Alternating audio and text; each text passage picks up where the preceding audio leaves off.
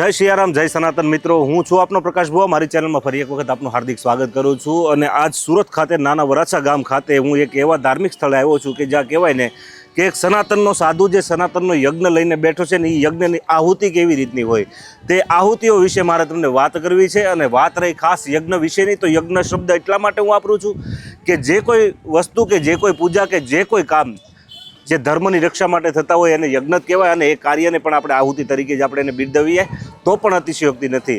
તો આજે હું નાના વરાછા ગામ ખાતે રામજી મંદિરના મુલાકાતે આવ્યો છું। મારી સમગ્ર ટીમ સાથે હું આ ધામના તમને દર્શન કરાવવાનો છું। અને ખૂબ પવિત્ર એવી મૂર્તિ અહીંયા અખિલેશ દાસજી બાપુ અત્યારે પોતે વિરાજમાન છે અને મહાન સ્વરૂપે બિરાજમાન છે। તેમના દર્શન કરવા પણ એક કહેવાય જીવનનો લાવો છે, કારણ કે એની સેવા એવી છે, ગૌ પ્રત્યેનો એનો ભાવ એવો છે। ગાયો પ્રત્યે તો ખરો, પણ સાથે સાથે જે હિન્દુ સંસ્કૃતિને શોભે અને વર્તમાન સમયની જે તાતી જરૂરિયાત જેને કહેવાય, તો તે વસ્તુ પણ બાપુ અત્યારે લઈને બેઠા છે। જેવી કે વિધવા સહાય હોય, અથવા તો કોઈ દુખિયાને બંને ટાઈમનું ભોજન, કોઈ ગઢા બુઢા જે સિનિયર સિટીઝનો હોય છે તેમના માટે સવારે ચા નાસ્તાથી માંડીને તમામ વ્યવસ્થા અહીંયા બાપુ કરે છે। અને જે કોઈ સનાતની સાધુ વિચરણ કરતા હોય તે સાધુને, તેવા સાધુઓને અહીંયા કાયદેસર એને ઉતારો મળે છે। અને ઉતારો છોડીને જાય ત્યારે એને સારામાં સારી ભેટ પૂજા પણ અહીંથી અપાય છે। તો ચાલો, વિશેષ વાત આપણે સીધી જ આપણે મંદિર પરિસરથી કરવી છે। અને તે પહેલાં હું તમને જે વાત કહેવા જઈ રહ્યો છું મિત્રો, આ વિડીયો પૂરો જોજો, કારણ કે આ જે બાપુની સેવા છે અને આપણે વધારે કાંઈ ન કરી શકીએ તો કાંઈ નહીં, પણ આ યજ્ઞની આહુતિ રૂપે જે કાંઈ દ્રવ્યો વપરાય છે તે દ્રવ્યના આપણે ભાગીદાર થઈ જઈએ ને, તોય ક્યાંક ને ક્યાંક આપણે ભગવાન રાઘવેન્દ્ર સરકારને મોઢું બતાવીએ ને, એવું જીવન આપણાથી જીવાઈ જાય। તો ચાલો, વિશેષ કાંઈ વાત ન કરતાં સીધી જ આ મંદિરના મેનેજમેન્ટમાં જે કોઈ સ્વયંસેવકો છે તેમની સાથે વાત કરીને આ મંદિરનો કેવો મહિમા રહ્યો છે તે બધી જ આપણે વાત કરવી છે। જય સિયારામ, જય સનાતન ધર્મ।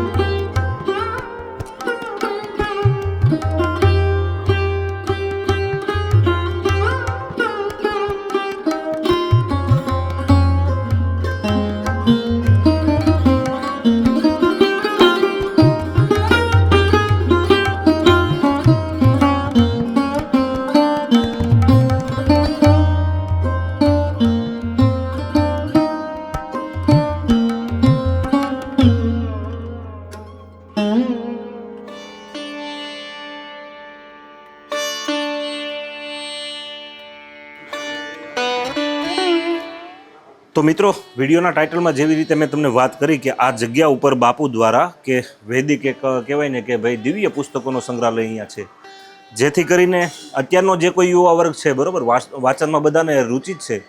તો બાપુનો ક્યાંક ને ક્યાંક સંદેશ એવો છે સમાજને કે આપણા વેદો શું કહેતા, આપણા શાસ્ત્રો શું કહેતા, તો તેમના વિશે આજનો યુવાન પણ અવગત હોવો જોઈએ. તેમના માટેનું એક આ સાહેબે મને આપ્યું છે, આ પંચગવ્ય છે.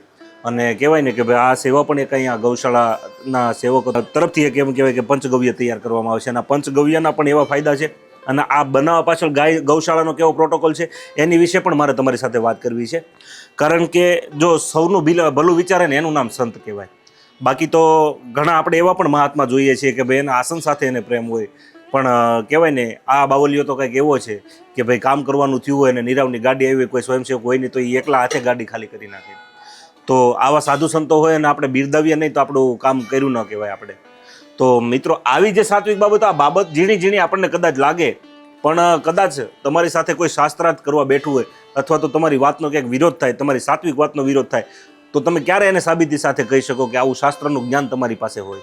તો એ જ્ઞાન માટે, એ જ્ઞાન આપણને અવિરત મળતું રહે તેના માટે એક બાપુએ સરસ મજાની અહીંયા લાઇબ્રેરી જેવું બનાવ્યું છે. અને આવા તો ઘણા સેવાના કાર્યો બાપુ કરે છે.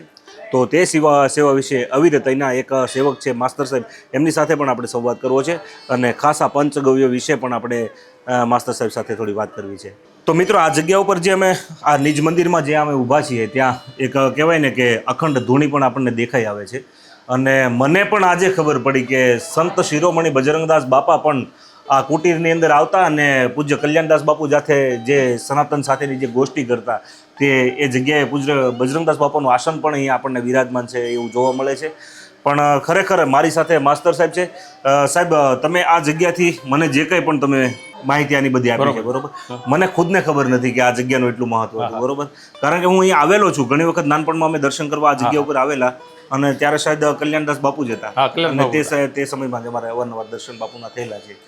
પણ બજરંગદાસ બાપુ આવતા એ ઉલ્લેખ તો મને આજે પહેલી વાર અહીંયા જોવા મળ્યો બરોબર. તો આ જગ્યા વિશેની આપ સવિશેષ જાણકારી આપની પાસે જે કંઈ હોય તે મારી ચેનલના માધ્યમથી મારા દર્શક મિત્રો સુધી પહોંચે એવી વાત મને કરો. સરસ. જય સિયારામ. જય સિયારામ. આભાર સર્વ ચેનલ મિત્રોનો. મિત્રો, આ જગ્યા ખૂબ 1804ની અંદર સ્થાપિત થયેલી જગ્યા છે.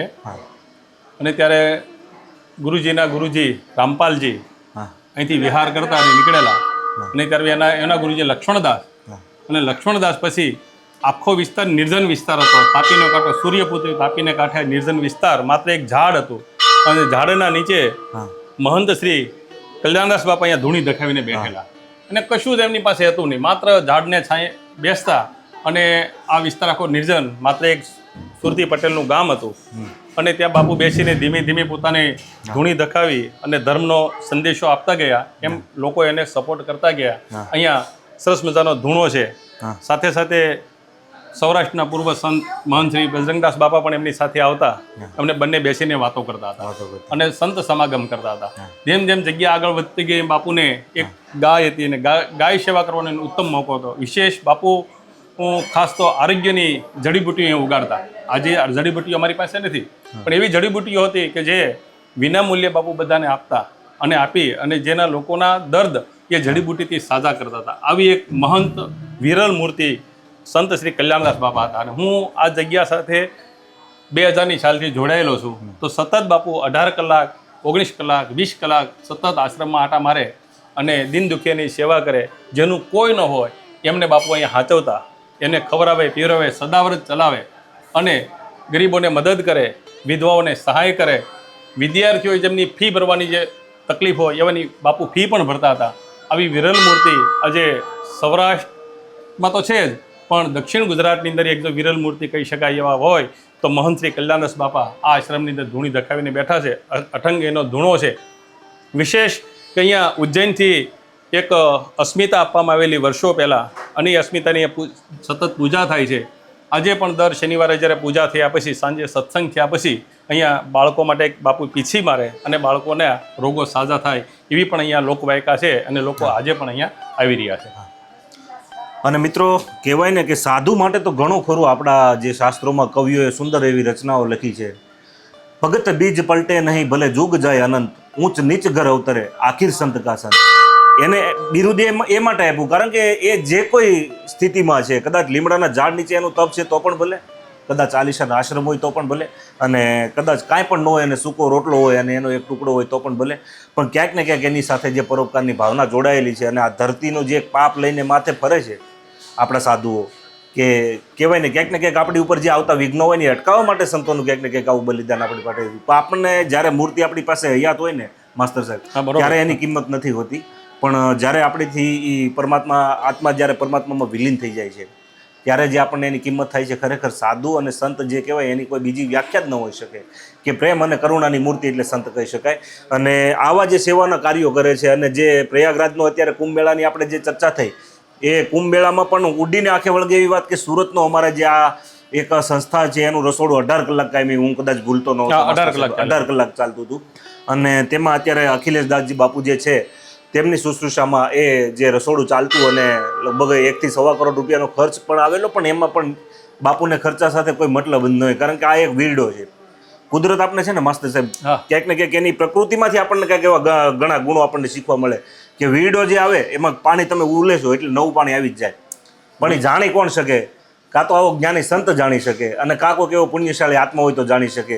આપણી પાસે જે કંઈ ધન છે એનો સંગ્રહ કરતા રહીએ ને તો એમાં ખરેખર એની કહેવાય ને કે દુર્ગંધ આવવા મળે એક સમયે. માનવતાની જે વિરુદ્ધનું કામ હોય ને એ આપણાથી મળે થવા, આપણે કરવું ન હોય છતાં પણ થવા મળે. ખાસ તો ભોળા સાહેબ એટલું કહી શકાય કે આ મંદિરનો આવડો મોટો વહીવટ છે, છતાં આજે અમારું મંદિરનું એક પણ બેંક એકાઉન્ટ નથી, એક પણ કોઈ પાવતી નથી ભરતા. જે લોકોની ઈચ્છા શક્તિ પ્રમાણે બાપુના ચરણોમાં અથવા દાન પેટીમાં નાખે છે અને દર 15 દિવસે દાન પેટી મેં ખોલી જે કંઈ પૈસા આવે એ તમામ પૈસા લોક ઉપયોગ માટે, ગૌ સેવા માટે અને સદાવ્રત માટે વાપરવામાં આવે છે. બાપુને પોતાનું બંડીમાં પણ ખીચું નથી. જે કાંઈ પૈસા છે તમામ મૂડી આશ્રમ માટે છે. બાપુ એટલા વર્ષોથી જ્યારથી આવ્યા ત્યારથી આજે પણ એ પગમાં ચપ્પલ પહેરતા નથી, એનું વ્રત છે અને આજીવન એ પગમાં ચપ્પલ નથી. અને બીજું મને થોડી વાર પહેલા માસ્ટર સાહેબે એક વાત કરેલી ને એ વાત મને ખૂબ ગમી કે બાપુ કોઈ એવા નિર્ધન અને ગરીબ જે પરિવારો છે જેને કોઈ આવકનો સ્ત્રોત નથી અથવા તો વિધવા સહાય યોજના માટે પણ બાપુ જે બને એટલી મદદ બાપુના ગ્રુપ અને સંસ્થા તરફથી થાય છે. એ પણ વાત એક સરાહનીય છે. કારણ કે આવું એટલા માટે હું બોલું છું કે ભાઈ કોઈ એવો લાભાર્થી જો એવું હોય કે વંચિત હોય વસ્તુથી તો અહીં આવીને ચોક્કસ આ સંસ્થાનો કોન્ટેક્ટ કરે તો એનું પણ યથાયોગ્ય પુણ્ય જે કાંઈ મળે તે આપણે કહેવાય ને કે ભાઈ આંગળી ચીંધવાનું પણ એક પુણ્ય છે. જ્યારે કર્ણ રાજાને કહેવામાં આવ્યું કે કર્ણ રાજાએ સ્વર્ગમાં જઈને માસ્ટર એણે એવી ચેષ્ટા કરી કે ભાઈ મને ભૂખ લાગી છે, તો ભૂખ લાગી તો જ્યાં એને જે દાન કરેલું હતું એ બધું સોના અને ચાંદી અને મોહર ને એવું બધું જ હતું. તો સ્વર્ગના જે કર્મચારીઓ જે કહેવાતા હોય ત્યારે એણે કીધું કે ભાઈ જો તમને ભૂખ લાગી હોય તો તમે આ જ દાન કર્યું અત્યાર સુધીમાં, તો આ ખાવ, તમારી પાસે આ છે તમારું પુણ્યનું વાતું. અને ત્યારે કર્ણ રાજાએ શેઠ સગાળશાનો અવતાર લીધો અને જે અહીંયા ધર્માદો કરીને સદાવ્રત ચાલુ કર્યું અને ત્યારથી લઈને આજ દિન સુધી સદાવ્રતની જે અત્યારે મહિમા આપણા સનાતનમાં જે રહ્યો છે કે હું તમે બધા એનાથી વાકેફ છીએ. તો આવા જે સદાવ્રતના ભાગીદારી હું તમે કેવી રીતે બની શકીએ? કાંઈ નહીં તો 10 રૂપિયાની નોટ મૂકીને આપણે જો પગે લાગીએ ને તો એ સેવાના આપણે ક્યાંક ને ક્યાંક આપણે ભાગીદાર કહેવાય. તો બને ત્યાં સુધી મિત્રો હું તમને એક 2 હાથે એવી અપીલ કરું છું કે આવી સંસ્થાની મુલાકાત અમે એટલા માટે લઈએ છીએ કે જેથી કરીને તમને ખબર પડે કે મારે જે મારી પરસેવાની કમાણી છે હકીકત મારે ક્યાં દાન કરવી જોઈએ. કારણ કે આપણે દાન કરી દેતા હોઈએ છીએ અમુક જગ્યાએ, પણ એનો મેનેજમેન્ટ કઈ રીતનું છે, એનો વહીવટ કેવી રીતનો છે આપણે જાણતા નથી. ખેરી આપણે એ બાબતમાં જવું પણ નથી. આમાં તો બધાના કર્મની વાત હોય છે, જે કરે એનું કર્મ એ ભોગવવાના છે. પણ આવી જગ્યા ખરેખર દાનથી વંચિત ન રહેવી જોઈએ. એક મારી તમને 2 હાથ જોડીને નમ્ર વિનંતી છે. આ જગ્યાએ હું આવ્યો છું તો હું પણ આ યથાયોગ્ય જે પણ મારાથી બને ફૂલ નહીં તે ફૂલની પાખડી હું અહીંયા દાન કરીને જવાનો છું. અને આપ પણ ક્યારેય પણ આપણા પરિવારની અંદર જો કોઈના એવા સુપ્રસંગ આવતો હોય અથવા તો આપણા બાળકોના કોઈ જન્મદિવસ કે એવું કંઈક આવતું હોય તો આવી સંસ્થામાં આવીને દાન કરીએ તો ખરેખર કેટલા ગરીબ માણસોને અહીંયાથી પેટ ભરાય છે.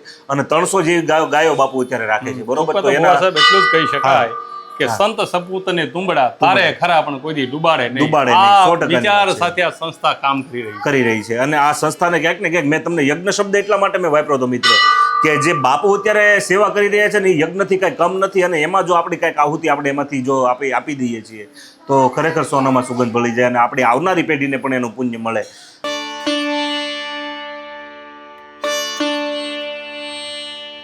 મિત્રો આપણે મહાકુંભ જોયો, જે પ્રયાગરાજની અંદર સનાતનનો જે શું એનો કરંટ કહેવાય આપણે અનુભવ્યું, બરોબર? અને તે મહાકુંભની અંદર જે સૌથી મોટું જે રસોડું ધરાવનાર હતા અને તે સંસ્થાના જે મહંત હોય, અહીંયાનો રૂમ છે. અહીંયા એક સારો કહેવાય ને પંખોય નથી, ના પતરાવાળી રૂમ છે અને નીચે ગાદી બિછાવેલી છે અને એકદમ સાધારણ આ પતરાવાળી રૂમ છે. જે કાયમને માટે 500થી 1000 માણસોનું રસોડું ઉકાવે છે, કાયમના માટે અસંખ્ય ગૌસેવાના કામો પણ કરે છે. અને કહેવાય ને મહંત હોય તો એની રૂમમાં તો અત્યારે એસી સોફા બધું જ વસ્તુ અત્યારે હોય છે, બરાબર. પણ એક આ સનાતનનો એક સાધુ જે કહેવાય ને કે ગૌ ભક્તિનો જે જીવ, અને ગૌશાળામાં જ્યારે ગાય વિયાવાની તૈયારી હોય ને ત્યારે બાપુ ગાયના પગ પકડી નાખી રાત જાગે છે અહીંયા. આ પણ અમને અહીંયા સેવક સમુદાય દ્વારા અમને જાણવા મળ્યું. અને ખરેખર આ બાપુની દિવ્યતા જુઓ અને એની સાદગી જુઓ, અને ખરેખર ભારત વર્ષનો સાધુ તો આવી રીતે જ સારો લાગે ને. આના તો બીજા શું આભૂષણ હોય સાધુના હતા, બસ એ અને સેવા એ જ એના આભૂષણ હોય.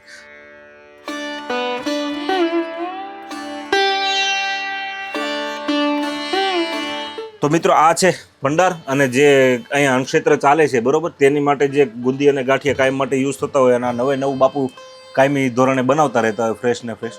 અને બીજું એક અહીંયા જે છાશ અને દૂધનો કેવી રીતનો ઉપયોગ થાય છે ને, એ પણ એક જોવા જેવી બાબત છે અને જાણવા જેવી બાબત છે. કારણ કે અહીંયા દૂધ અને છાશ માસ્ટર સાહેબ બાપુ વેચતા નથી. નહીં, કોઈ વસ્તુ આશ્રમની અંદર જે કાંઈ વસ્તુ આવે, ઘાસચારાથી માંડી, અનાજથી માંડી, ગાયથી માંડી, કોઈ પણ બહાર વેચતા નથી. ગાયની વાછડી પણ કોઈ માગે તમે ઉધાર આપતા, ઉધારની કોઈને આપવાની નથી. એ વાછડી અહીંયા જ રહે અને અહીંયા જ મોટી થાય. અહીંયા જે ગાયનું જે દૂધ આવે છે, એ દૂધ બધું ભેગું કરવામાં આવે અને ભગવાનને ભોગ લગાવવામાં આવે. અને સાધુ સંતોને માટે 24 કલાક અહીંયા ચા પાણીની વ્યવસ્થા છે.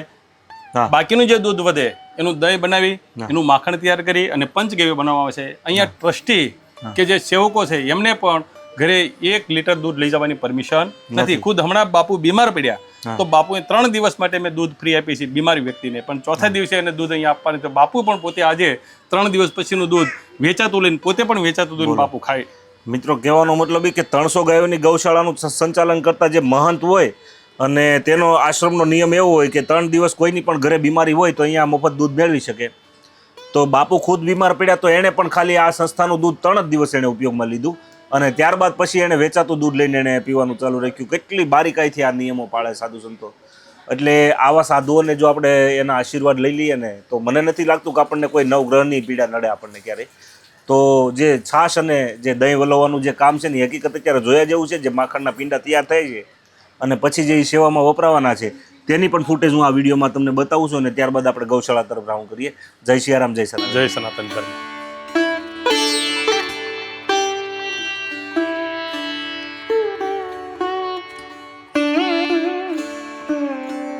મિત્રો, આ એ જગ્યા છે કે જ્યાં કલ્યાણદાસ બાપુએ દેહ છોડ્યો હતો. આ એની નિર્વાણ ભૂમિ છે. અને ખરેખર કોઈ સાધુની એવી તપસ ભૂમિ હોય કે માસ્ટર સાહેબ આપણને ઘણી જગ્યાએ એવું પણ ફીલ થાય, બરોબર, કે આ જગ્યા ઉપર આપણને કાંઈ નથી પણ છતાં બહુ આનંદ આવે છે. પણ મારું એવું માનવું છે કે આવા સાધુ સંતોની તે તપોભૂમિ વર્ષો પહેલાંની હોઈ શકે. તો અહીંની જે દિવ્યતા છે, અહીંની જે ભવ્યતા છે, ભલે આર્થિક રીતે તમને અહીં કાંઈ જાહો જલાલી જેવું ના દેખાય, એકદમ સાદાઈપૂર્ણ જે આશ્રમ છે આખો, પણ અહીંયા તમે આવો એટલે તમારું જે મન પ્રફુલ્લિત થાય ને, એનું કારણ શું કે આવા દિવ્ય સંતોનો જે અહીંયા તપ બોલે છે ને, એના કારણે. અને બાપુએ જે એની સાધના કુટીરના માસ્ટર સાહેબ એમને બાપુની સાધના કુટીરના દર્શન કરાવ્યા. જગ્યા નાની એવી જ છે. સાધના કરવા માટે સુવિધાની શું જરૂર? આવા સાધુ સંતો પાસેથી આપણે શીખવા જેવી વાત છે. આપણે ક્યારેક જોઈએ કે એસી રૂમમાં પણ આપણે ભગવાનનું નામ લેતા. અત્યારે સાહેબ અઘરામાં અઘરું કોઈક મહાપુરુષે વાત કરી કે અઘરામાં અઘરું જે લેવા જેવું હોય તો રામનું નામ છે, અને અઘરામાં અઘરી યાત્રા હોય તો ભગવાનના મંદિર તરફ આપણે જવું ને એ છે. આ વસ્તુ કરતા વાર નથી લાગતી, પણ છતાં અઘરામાં અઘરું આપણને નહીં દેખાય. તો આ છે કલ્યાણદાસ બાપુની જે નિર્વાણ ભૂમિ.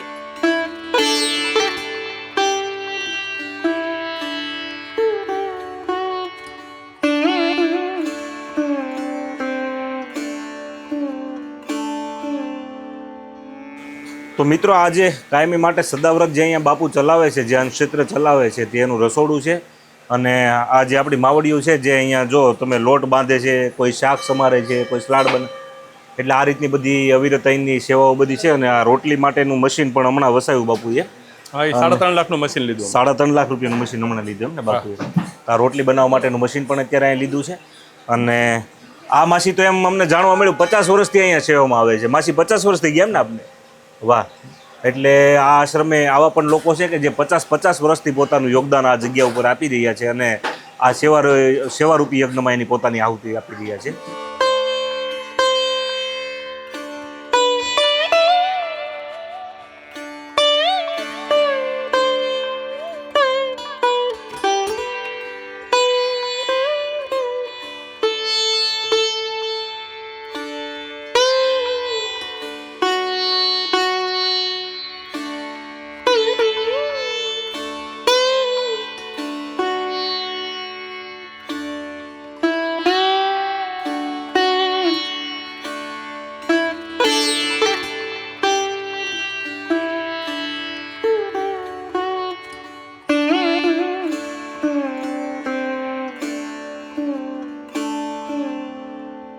તો મિત્રો આ જે ગૌશાળા આપ જોવો છો અને જે બાપુની મેં તમને રૂમ બતાવી એમાં અને આમાં સમાંતર કેટલું તમને લાગે છે?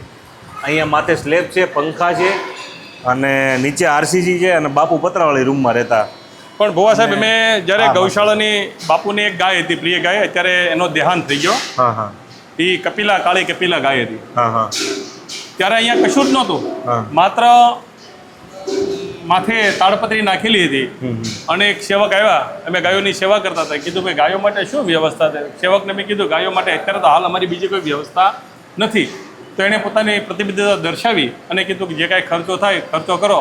એક સેવક છે વિનુભાઈ ડાયાભાઈ ગુજરાતી, સીતારામ ટ્રસ્ટ ભાવનગરના છે, એમણે આવ્યા અને વિનુભાઈ કીધું ગૌશાળા બનાવો અને વિનુભાઈ સમગ્ર ખર્ચો ત્યારે વિનુભાઈ આનો આપને આપેલો અને ગાયો માટે સરસ મજાની વ્યવસ્થા એને કરેલી.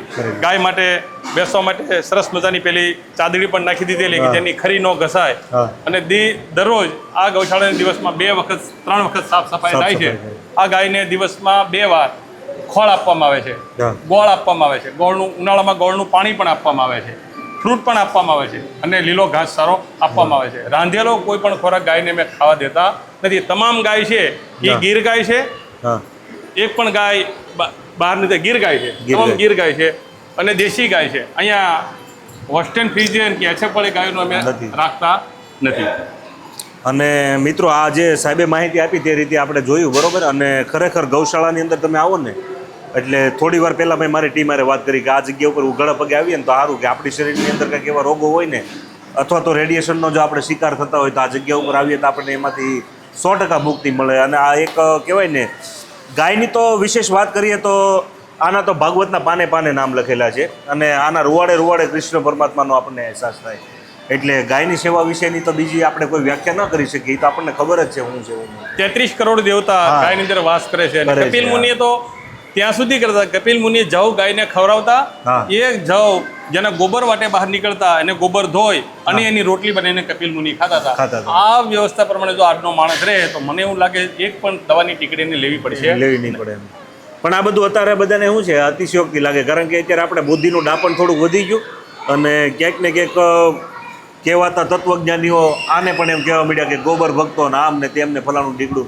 પણ એ બધા એને શું ખબર હોય કે આની વ્યાખ્યા શું છે, આની કિંમત શું છે? કારણ કે ગાય જે વસ્તુ એવી, અમે તો એવી ગૌશાળાઓ જોઈ છે. આપણે જે સર્વેશ્વર ગૌધામ કોબડીથી માંડીને અમારે જે પ્રવીણભાઈની સંસ્થા છે, સાથોસાથ આપણે ગાંધારી આશ્રમની ગૌશાળા, અમે એવી ગૌશાળાના સેવકો જોયા છે કે એની અંદર એવી અસહ્ય બીમારીઓ હોય, અહીંયા ખાલી સેવા કરવા આવે ને એ બીમારી સારી થઈ જાય, સંપૂર્ણ રીતે સ્વસ્થ થઈ જાય. તો એ થોડું કંઈ બીજું કંઈ એમાં આવી શકે. એટલે વિજ્ઞાને પણ સાબિત કરી બતાવ્યું છે કે ગાયની સેવાથી શું લાભ છે અને કેવી રીતના એના બધા ફાયદા છે.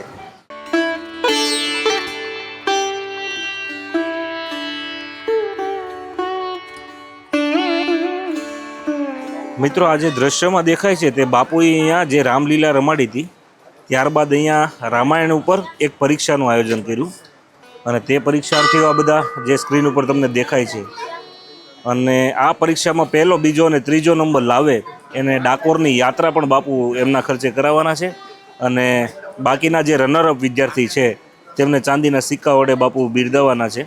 અને ખરેખર આવી પરીક્ષા લેવાથી એનું શાસ્ત્રોક્ત જ્ઞાન વધે છે અને બાળકમાં નાનેથી જ તે સંસ્કૃતિ પ્રત્યેની જે રુચિ વધે છે.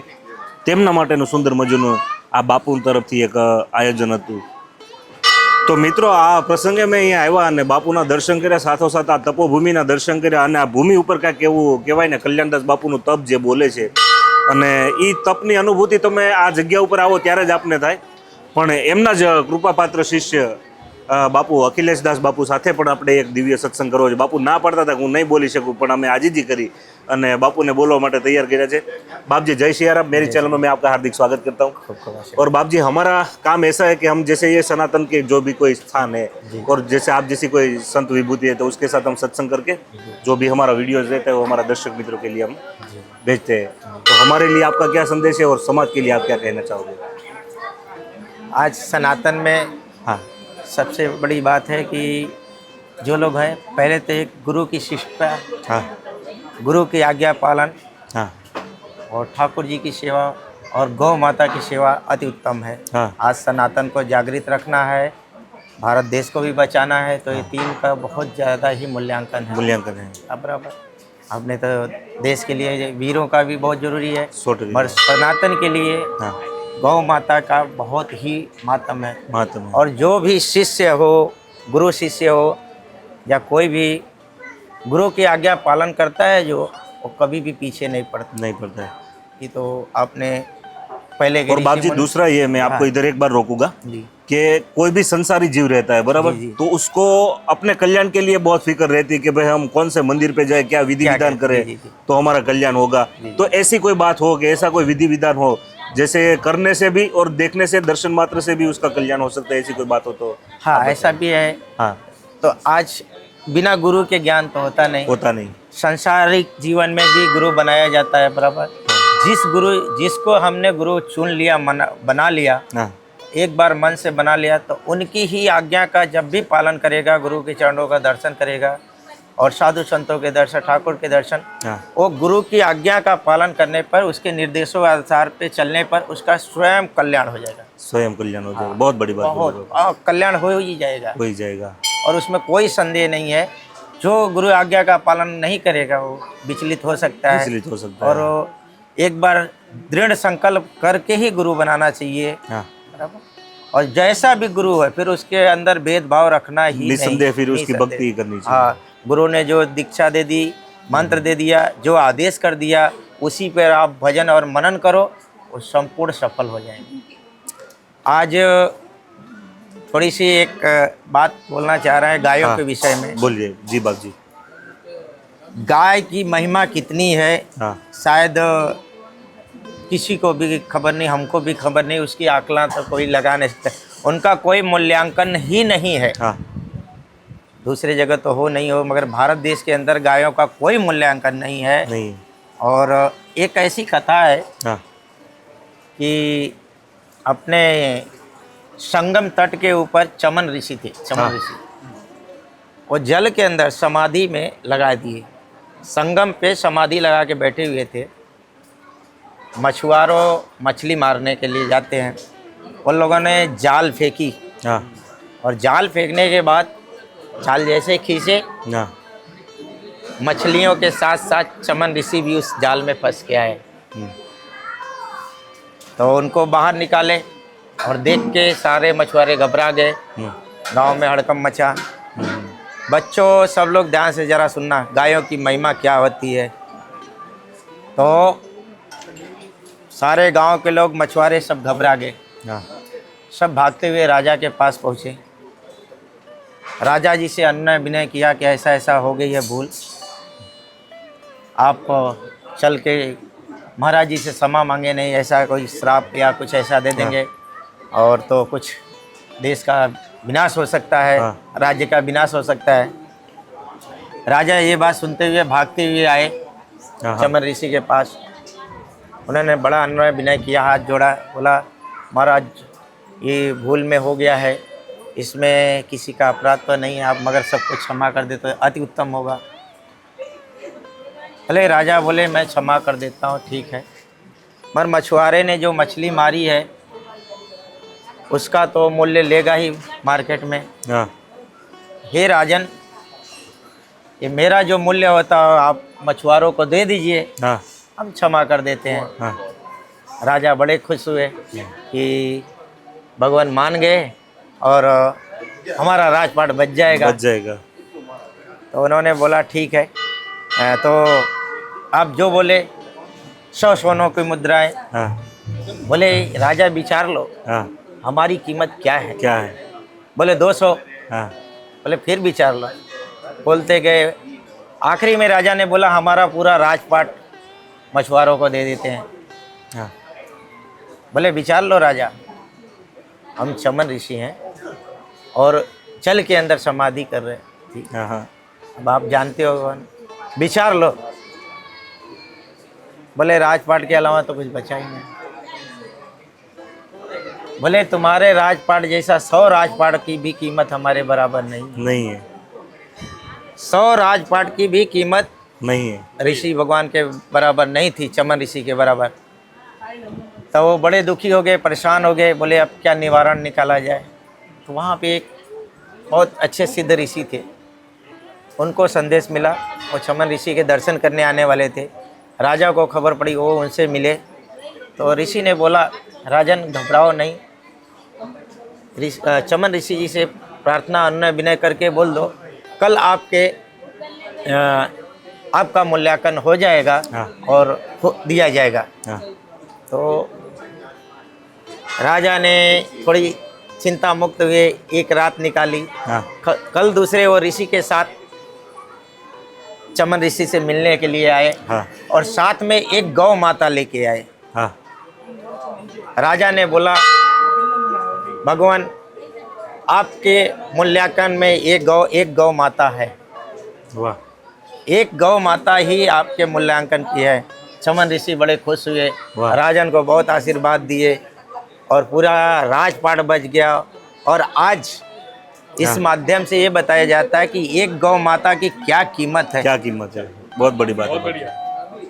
एक गौ माता की क्या कीमत कीमत है, इसकी सेवा करने से का क्या फल है। तो हम थोड़ा सा बोलने तो आता नहीं, टूटी फूटी में जो हमने थोड़ा नाना सुनाया बाबू गौ बहुत अच्छा माता के बोले, लिए, बहुत अच्छा बोले। हमारा बहुत विनय है कि गौ माता के लिए आप लोग विचार करें एक बार। विचार करें। सनातन धर्म बचाना है तो गौ माता को भी बहुत जरूरी है। और बाप जी, दूसरा एक इधर के जो आश्रम के सेवक समुदाय है उसकी तरफ से भी हाँ, और मेरी तरफ से भी मैं थोड़ी आपको ये फरियाद कर रहा हूँ कि आप अभी थोड़ा आराम कीजिए, थोड़ा रेस्ट कीजिए, क्योंकि जरूर आपको पैर में कीजिए। लगा हुआ है। जरूर से मैं थोड़ा आपकी सबको बड़ी चिंता हो रही है। जी जी आप चल के सीधे गौशाला में चले जाते हो, मंदिर में चले जाते हो, जी, जी। लेकिन अभी थोड़े दिन आराम कीजिए, क्योंकि आप जैसे साधु संतों को समाज की जरूरत है। जरूर से मैं सबकी आज्ञा का भी मर्यादा बस हमारा इतना नम्र निवेदन है, आज्ञा तो हम आपको नहीं दे सकते महाराज जी। जी, जी। और बस आपके श्री चरणों में और गुरु महाराज के चरणों में ऐसी प्रार्थना लगाते हैं कि सनातन धर्म का व्याप बढ़े और गौ माता का रक्षण हो। बस ऐसी सात्विक बात से मैं इधर का वीडियो समाप्त करने जा रहा हूँ। जय श्री जय राम। जय श्री श्री राम। सीताराम, जय गौ माता की जय। જય. जय जय श्री। તો મિત્રો, આ હતું એક કહેવાય ને સંત કુટીર અને સંતનું જીવન કેવું હોય તે આપણે જાણ્યું ખરું અને પણ માણ્યું પણ ખરું. અને બસ બાપુની અહીંયા હાજરી છે ને ગુરુ મહારાજની પણ અહીંયા સમાધિ છે અને બસ ગૌ માતાની પણ હાજરી, એટલે 33 કોટી દેવતાઓની પણ અહીંયા હાજરી છે. તે હાજરીમાં બસ આપણે અરજ લગાવી હોય તો શું લગાવાય કે સનાતન ધર્મનો વ્યાપ વધે, ગાય માતાનું રક્ષણ થાય. બસ આ સાત્વિક ભાવના સાથે આ વિડીયો અહીંયા હું સમાપ્ત કરું છું. જય સિયારામ, જય સનાતન.